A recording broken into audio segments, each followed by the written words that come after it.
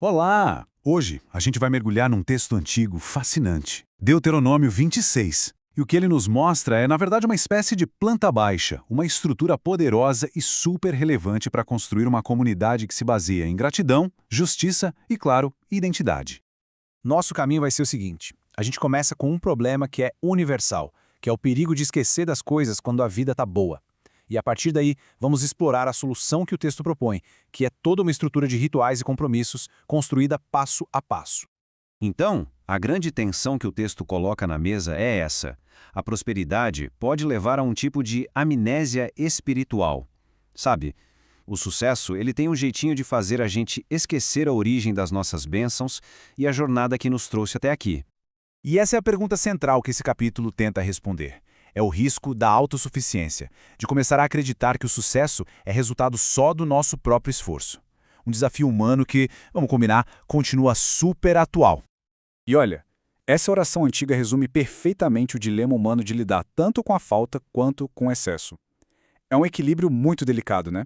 E é exatamente esse o cenário que prepara o terreno para a solução super engenhosa que Deuteronômio vai apresentar. Então, qual é a primeira parte dessa solução?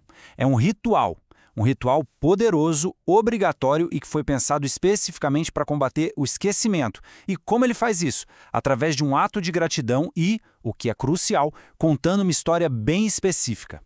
Se a gente olhar os passos desse ritual, o verdadeiro propósito fica claro. Não era só uma oferenda qualquer, era na prática uma aula de história anual e obrigatória. Cada gesto era pensado para forçar uma pausa, uma reflexão, uma lembrança, bem no auge do sucesso, que é o momento da colheita. E a história que eles contavam, essa era a alma do ritual. A recitação começava com essa frase poderosa. Ela forçava todo proprietário de terra, não importa o quão rico e bem-sucedido fosse, a se conectar com as origens humildes, nômades da nação, com o ancestral Jacó. Aí a narrativa avança, lembrando que a nação se formou em terra estrangeira. De um clã pequeno, eles cresceram. Isso reforça a ideia de que a força deles não surgiu do nada, mas foi construída em circunstâncias bem incomuns. Em seguida, vem um ponto que não podia ser esquecido de jeito nenhum, a lembrança obrigatória da dificuldade, da escravidão. O sofrimento não podia ser apagado pela prosperidade. Essa memória era a âncora que mantinha todo mundo humilde, ciente da fragilidade da vida. E aqui, o clímax da história. A libertação não veio de uma rebelião própria de poder militar, mas sim de uma intervenção maior. Isso combatia de frente o mito do self-made man, sabe? A ilusão de que somos os únicos arquitetos do nosso destino.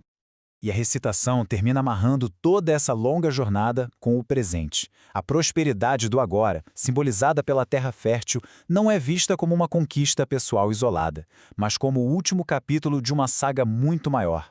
É um presente que foi recebido. Ok, depois de olhar para o passado com gratidão, o texto muda o foco. A segunda prática vira a nossa atenção para a responsabilidade da comunidade, aqui e agora, no presente. A cada 3 anos era exigido um dízimo especial, mas, e isso é fundamental, ele não ia para o santuário. Ele era, na verdade, uma forma de bem-estar social distribuído diretamente nas cidades para garantir que os mais vulneráveis, o estrangeiro, o órfão, a viúva, fossem cuidados e pudessem comer até ficarem satisfeitos. A genialidade desse sistema está no equilíbrio.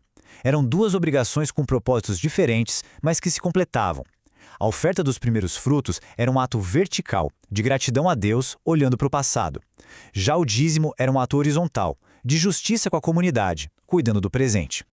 Depois de cumprir os rituais, de lembrar o passado e de ter responsabilidade no presente, o povo está pronto para o grande clímax do capítulo, uma declaração mútua, poderosa, de identidade e propósito, que é firmada no agora.